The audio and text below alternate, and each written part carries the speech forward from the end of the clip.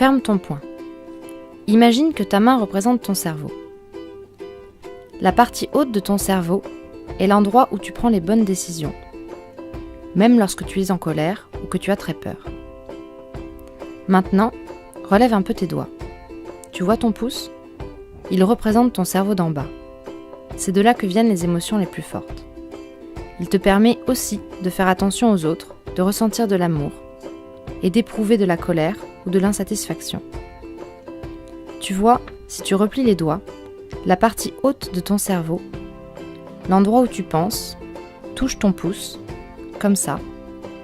Elle aide la partie basse à exprimer calmement tes sentiments.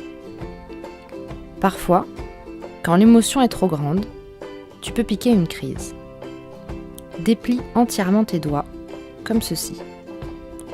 Ton cerveau d'en haut ne touche plus ton cerveau d'en bas. Cela signifie qu'il ne peut plus l'aider à se calmer.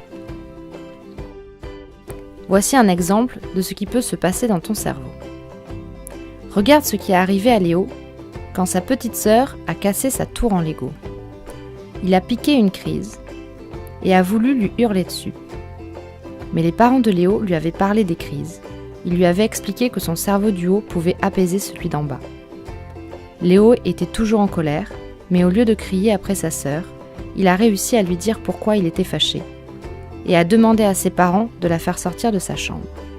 Donc la prochaine fois que tu sens que tu vas exploser, imite ton cerveau avec ta main. Mais n'oublie pas, ce n'est pas un point pour te battre, c'est juste une image de ton cerveau. Déplie les doigts, puis replie-les lentement pour qu'ils recouvrent ton pouce.